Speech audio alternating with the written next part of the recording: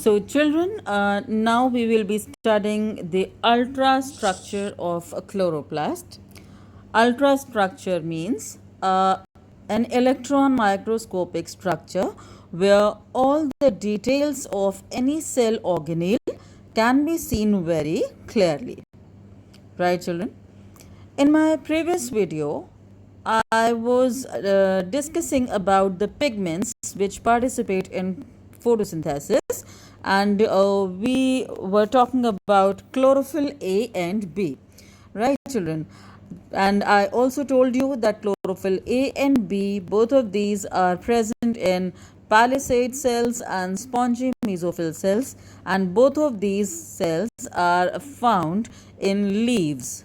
So the first site of presence of chlorophyll is leaves. This is the chief site of photosynthesis, because these green cells, mesophyll and palisade cells, these are present in leaves only. Apart from these leaves, some of the very negligible amount, but still some of the photosynthetic activity is also carried out by the green soft stem of herbaceous plants, because we know that if the stem is green, the epidermal cells must be having chlorophyll within, right? But why I am telling you all this, because since you talk about chlorophyll, you should be knowing that where does this chlorophyll is found, right? Chlorophyll is present in the cell organelle chloroplast. Now let me tell you, the wider category is basically plastid. You people must be knowing it because just now you have crossed class 9th and this is in 9th syllabus. Plastid is the wider category in the plants, and here basically the coloring bodies you are talking about. The plastids which are chloroplast, that means they are having green color pigment. Chromoplast, that means they have any other color, red, brown, maroon, or yellow, any other color than green. It is chromoplast. And apart from this, you also have leucoplast, that means not having any color. Right, children? You have two more categories, amyloplast and elioplast, but that's not dependent on pigment. It is for storage purpose, storage of starch and storage of fat. But as of now, you have to talk about chloroplast. You have to talk about the greenness here. So chloroplast, and you have to learn this structure of chloroplast only. Now, how you have to must understand that this is something which straight away comes in boards for drawing purpose. So whatever labelings are there, I am afraid that all these labelings are present in your book or not. If they are present, well and good. This is how you have opened a chloroplast. This is the opening flap of the chloroplast, so that we can see how the arrangement is there inside.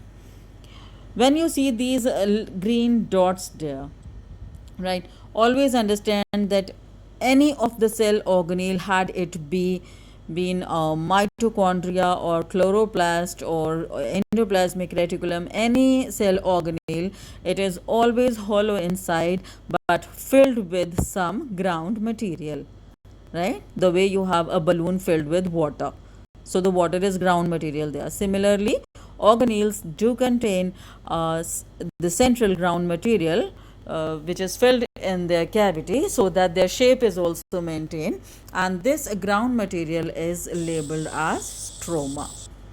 Right, children? Apart from this, as of now, I am talking about the general things which you can find in other organelles too. So stroma is common to other organelles. Ribosome, the dots in the stroma, the liquid containing these dots, these are ribosomes. Then you have circular DNA. Let me tell you, chloroplast and mitochondria, these are the two cell organelles which have circular DNA. The shape is somewhat, I mean, it's not linear. Generally in our nucleus it is linear, but if you don't have the two ends free, a double helical circular structure. This is the characteristic property of mitochondria and chloroplast. Presence of circular DNA, and then these orange granular structures that you can see, these are starch granules. Right, children? So these are the general labelings, but you have to mention them up. Apart from this, the characteristics of chloroplast. Now you have to talk about it. If you can see these coin like structures piled up or stacked up one over another. These structures stacked up one over another. And another peculiar feature that you must be seeing, that one of the coin like structure elongates and extends to participate in the other stack. So there is a connection maintained between all these stacks or piles. One coin of the stack is known as thylakoid. This is something you have to remember. One coin of the stack is known as thylakoid. But when you talk about the whole stack, then you will call it granum.